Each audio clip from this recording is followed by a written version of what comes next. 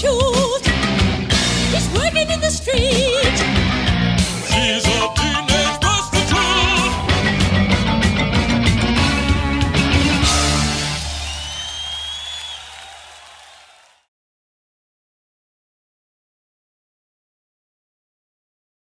Journal d'Alice, 2/4/2010.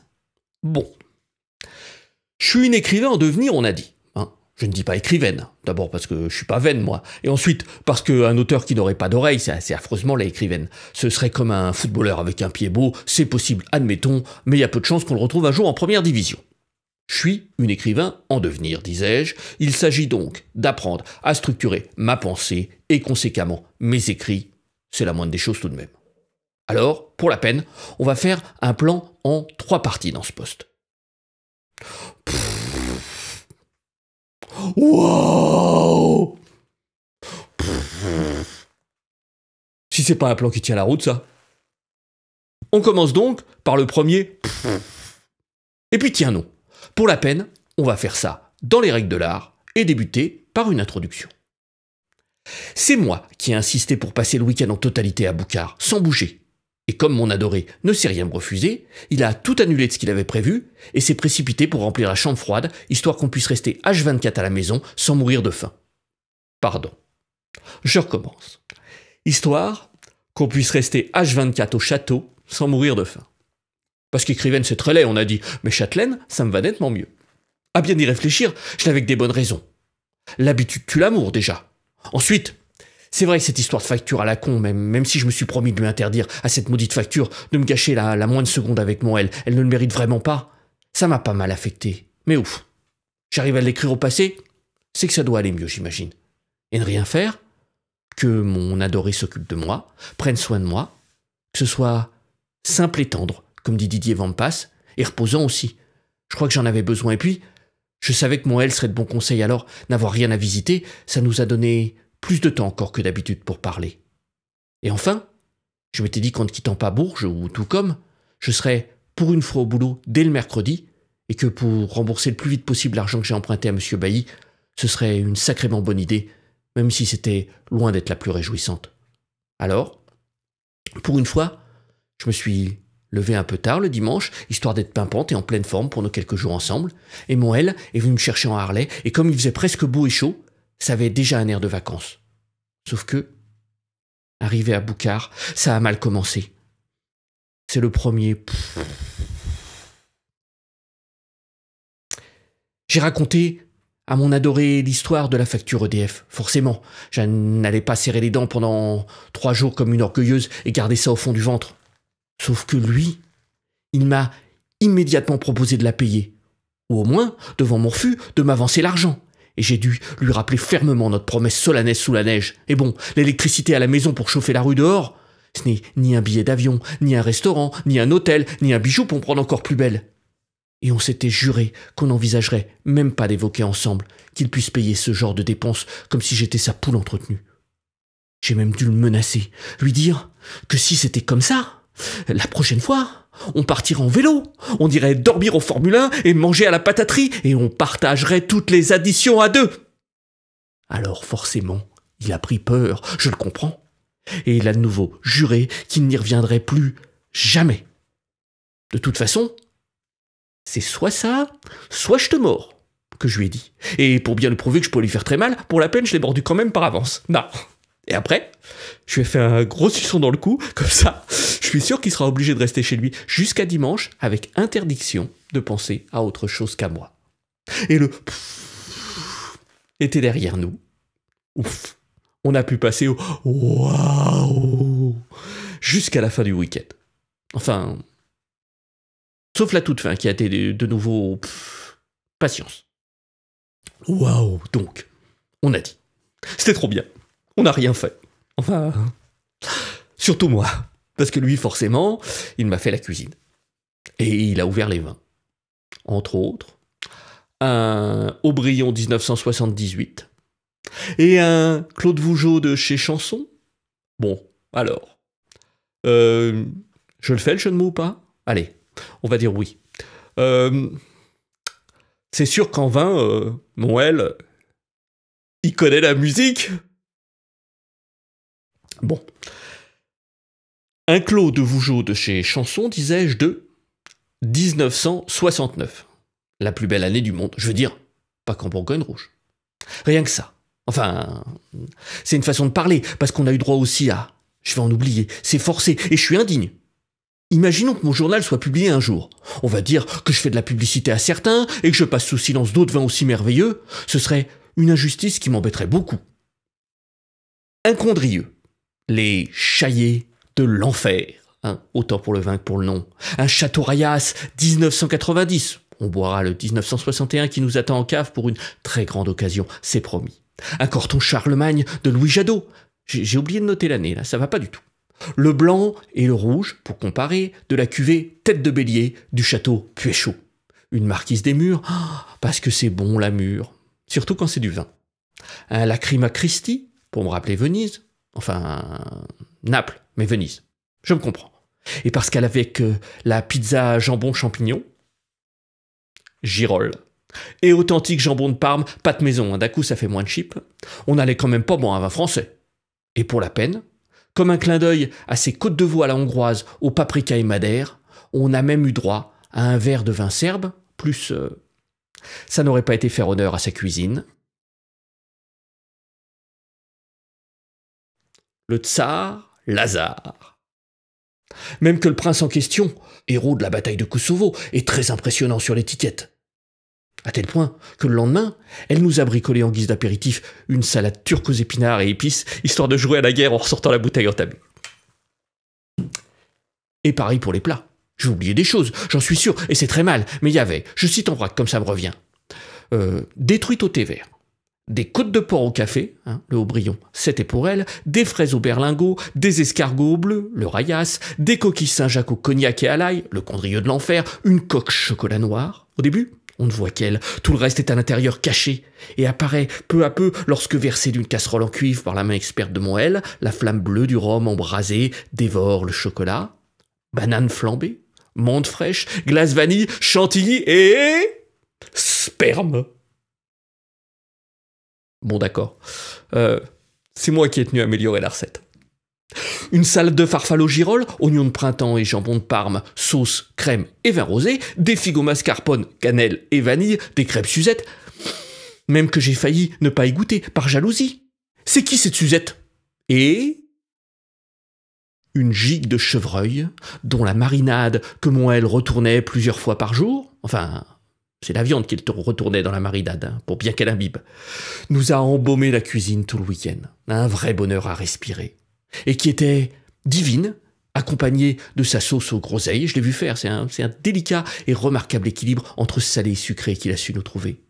Et d'une purée de châtaigne, même qu'il a failli nous les présenter dans des outils de forme géométrique jusqu'à ce que j'exige qu'il me dessine des cœurs dans l'assiette, non mais... Les connaisseurs auront naturellement deviné que c'est avec une telle bête marinée que le Claude Vougeot s'imposait. Et sinon, quand il ne faisait pas la cuisine, il me niquait. À la brutale. Bref, il a passé 5 jours à s'occuper de moi comme si j'étais une princesse. En même temps, j'ai un peu menti tout à l'heure. Je n'ai pas non plus absolument rien fait. Je lui ai tout de même taillé quelques pipes mémorables. Ah, normal qu'il me traite comme une princesse, je suis la reine des pompiers. Et je me dois d'affirmer ici, par souci d'honnêteté intellectuelle, car un écrivain en devenir, c'est une intellectuelle, n'est-ce pas? Que ça m'a parfaitement comblé. Comme quoi, la sagesse populaire a peut-être raison lorsqu'elle affirme qu'on tient les hommes par le ventre et par le bas-ventre, mais j'insiste pour témoigner ici que c'est largement tout autant le cas pour les femmes. Enfin, du moins celles qui aiment la vie et qui n'ont pas trop écouté Georges et les féministes. Et toc! Encore un cliché sexiste qui s'effondre. Mais il ne faut pas dire des bêtises non plus. On n'a pas fait que manger et niquer comme dans un livre de Rabelais ou une chanson paillarde. On s'est aussi fait plein de câlins. Vraiment plein. Des tout tendres. Trop mignons et trop... câlins, quoi. Et on s'est gratté le dos aussi, enfin. Il m'a un peu gratté le dos, mais pas longtemps. Parce que, forcément, dès qu'il me touche, il me vient des pensées impures, je veux dire des qui feraient pleurer le petit Jésus, Moïse et Mahomet, sans compter Georges et les féministes, oups, pardon, on va dire que je m'acharne. Et très vite, ces pensées impures ne tardent pas à se transformer en actes impies très concrets. Mais moi, qu'est-ce que j'ai pu lui gratter le dos? Et puis pas que, le dos. Parce qu'une fois qu'il est parti là-dedans, c'est bien simple, il devient comme fou. Il faut que je lui arrache la peau. C'est aussi pour ça que j'ai de longs ongles rouges, pour que les traces de sang se voient moins dessus. Partout, sur le corps, le crâne, le cou, les bras, les jambes. Et quand je finis par la biter les couilles, même qu'au début, j'osais pas. J'avais tellement peur de lui faire trop mal. Il devient presque aussi fou que quand je le suce. T'es grillé, monsieur Turner. Si quelqu'un lit un jour mon journal, tu seras plus jamais crédible dans le rôle du mec trop sérieux à balle de charisme. Et puis, il m'a joué de la musique. Beaucoup. Et c'était toujours aussi magnifique. Et puis, on a lu ensemble, et séparément, mais côte à côte. Je serais lui, je passerais mes journées à dévorer mes livres allongés sur mes grands tapis. Et puis aussi, on a commencé à graver quelques citations sur les poutres. Mais qu'est-ce que c'est dur pour le coup. Et on a baptisé la Corvette. Et la Harley ensuite. Les deux d'un coup. Je veux dire, avec des petits noms rien que pour elle. On n'allait quand même pas dire la voiture et la moto en les évoquant entre nous, comme si elles étaient n'importe qui. Ça voudrait rien dire. Mais attention, hein, que personne ne compte sur moi pour cafeter. Ah ça non, hein, hors de question. Des petits noms, c'est des petits noms.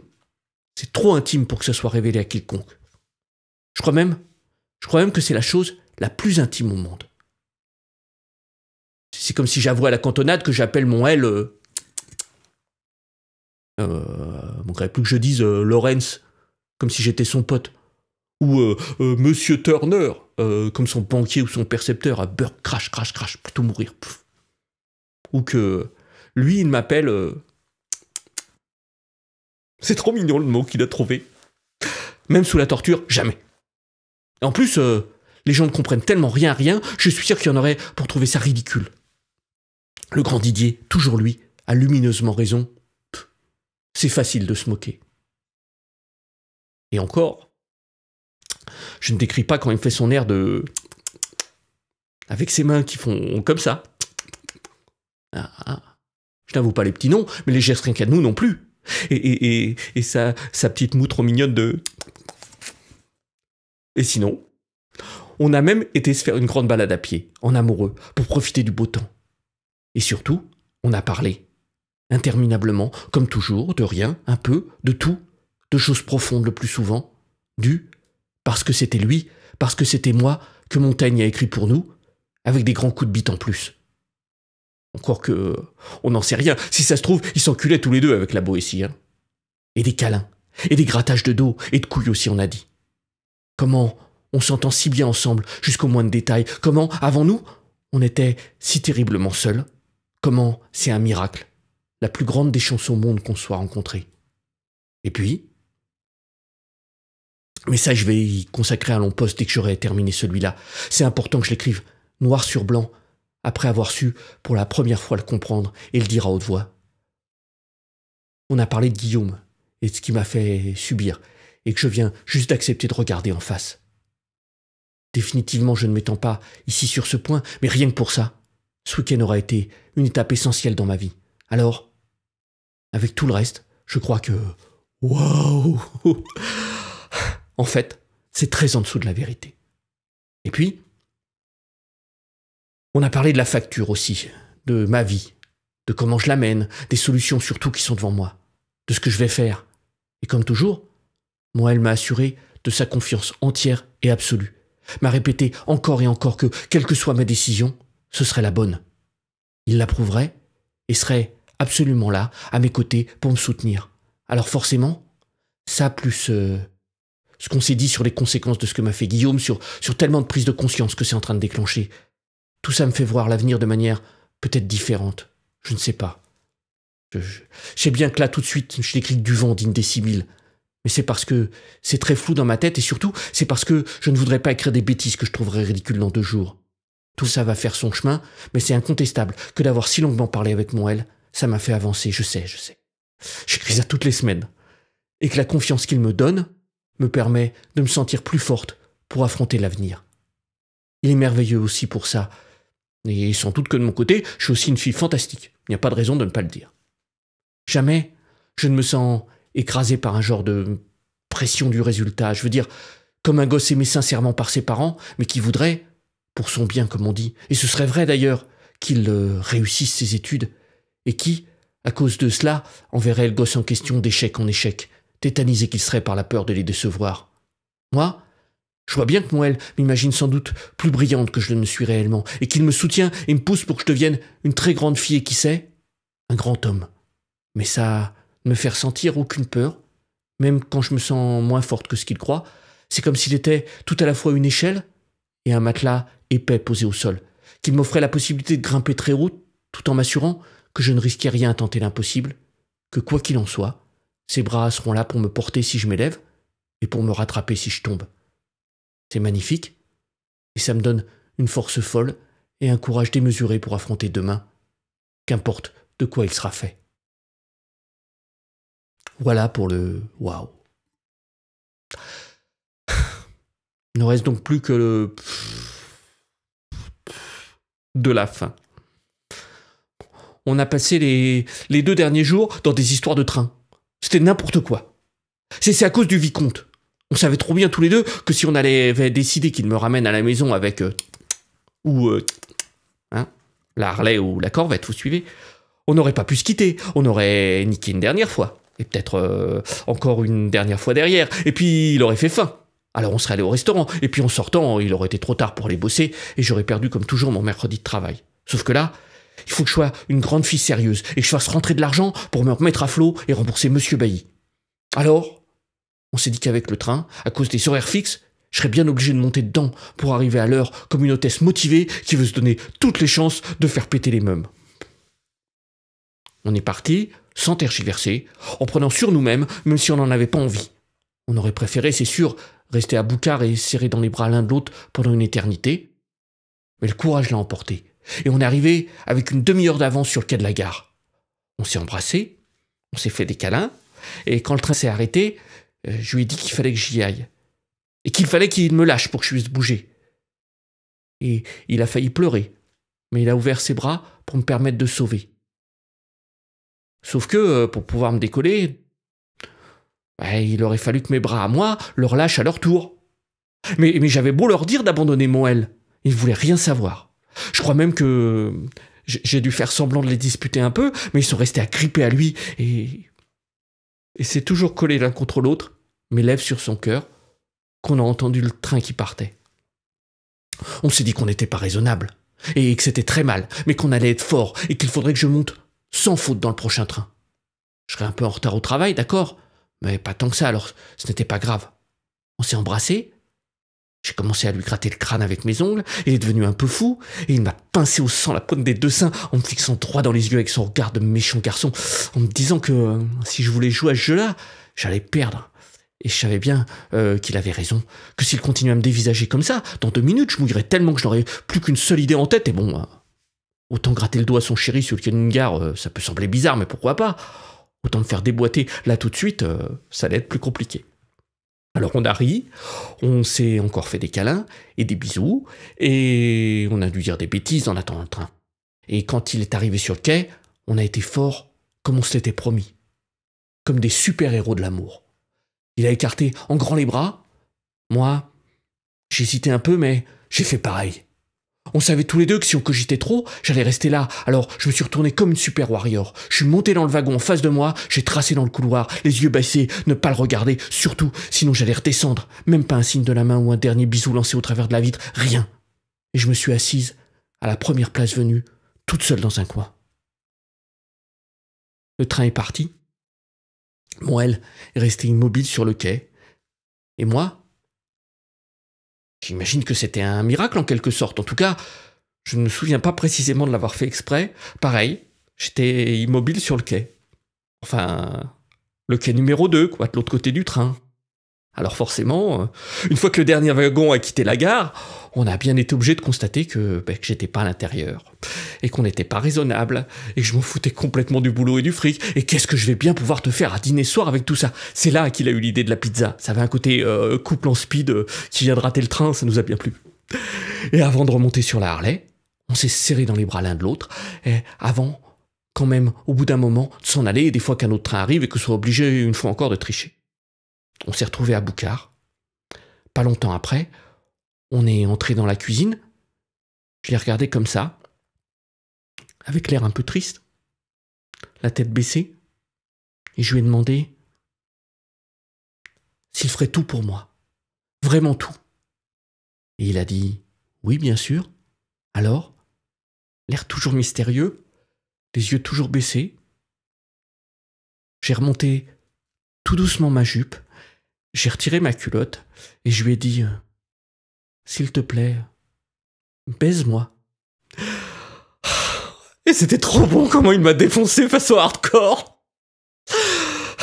Le lendemain, c'était le jeudi, et là, il fallait arrêter de rire quand même. Il fallait que je sois vraiment à l'heure au boulot pour faire entrer du cash, et on s'est dit qu'on allait être raisonnable pour de vrai et arrêter de jouer aux enfants. On est parti de nouveau à la gare, pareil, à l'heure, sauf qu'on savait que cette fois-ci on serait sérieux, parce que la veille, au fond de nous, on sentait bien que tout ça c'était pour de faux et que j'allais finir par rester. Alors forcément, on était tristes tous les deux, même si on allait se revoir des dimanches, mais quand même, 2 jours et demi en entier à ne faire que s'appeler, et encore, pendant que je suis en salon, c'est difficile de faire plus que de s'envoyer des petits mots d'amour. C'est interminablement et douloureusement trop long. Et puis, on s'est dit que c'était trop bête de perdre quelques précieuses minutes alors que le petit nom de la Harley, surtout piloté par mon L, était capable de mettre à l'amende tous les TER de la Terre. Et on a fait le trajet ensemble jusqu'au prochain arrêt du train. Et là, on s'est décidé à se dire au revoir pour de bon. Et quand le train est reparti de la gare, nous, va savoir comment, on était repartis aussi, mais en chevauchant fièrement notre bolide pour arriver avec quelques minutes d'avance à la station suivante. Et puis, une fois encore, et une fois encore après, on comprend mieux pourquoi je disais plus haut que c'était n'importe quoi, même si pour le... Bon d'accord, j'ai menti. Ah, bien sûr que ça aussi c'était waouh, quoi. Et bon, comme on se connaît un peu quand même, 2 arrêts avant Bourges, on s'est dit qu'il fallait qu'on arrête de jouer, sinon je n'irais jamais travailler. On a serré les dents, et je suis monté dans le train. Et j'ai mis ma main sur la vitre, et il a mis la main sur la vitre, de l'autre côté, juste en face de la mienne. Puis j'ai fait pareil avec mes lèvres, et lui aussi, et le train est parti. Et on s'est regardé, lui sur le quai, et moi à bord, et chaque mètre supplémentaire qui nous séparait nous écartelait le cœur. Alors forcément, c'était n'importe quoi, je sais bien, mais je suis descendu à la station suivante, et sans que j'ai eu à l'appeler, bien sûr, il m'y attendait.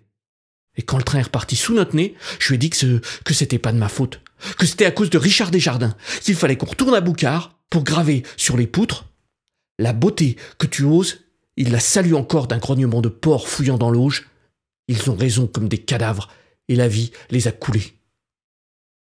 Il m'a dit qu'il comprenait, que j'avais entièrement raison, et, en me tendant la main pour que je monte sur notre fier, il a ajouté « Toi qui marches sur les tessons du concret, viens voir cette bouteille pleine de clarté coulant comme un secret sur les lèvres des amants. » Puis il a précisé « Sans toi, où va la vie ?» Il m'a embrassé brusquement et tendrement sur la joue, comme un diable pris d'une envie irrépressible qui sortirait de sa boîte pour la satisfaire, avant de me confier « Quand tu souris, le monde entier respire. » Il a alors à son tour grimpé sur la Harley, il a lancé le moteur, s'est retourné, a pointé son index vers mon visage et, avec un air mutin, je veux dire tout autant insoumis qu'espiègle, il a conclu par cet excellent conseil « Et ne te laisse faire que dans un lit. » Puis, il a démarré en trombe. Ensuite, je ne suis pas très sûr à cause du bruit de la bête, mais il m'a semblé qu'il chantonnait « Oh quel plaisir d'aller me montrer orné de toi aux ruelles de la terre. » Sauf que là, c'était vraiment de plus en plus n'importe quoi. Les phrases étaient bien gravées sur les poutres, d'accord, mais le vicomte ouvrait dans moins d'une demi-heure, et il fallait vraiment que j'y aille. Alors, je lui ai proposé une course, une vraie course, de vitesse, en quelque sorte en parallèle. On a sauté dans la corvette, et voilà les règles du jeu. Toi, tu essayes d'arriver à Bourges le plus vite possible, et moi, pareil, le plus vite possible, il faut que j'arrive à te faire jouir en te suçant. Et top chrono, on a foncé tous les deux. Oh, mais trop facile, hein. Même s'il a réussi à passer la ligne d'arrivée juste avant l'ouverture du vide-compte en roulant comme un dingue, c'est moi qui ai gagné, bien sûr.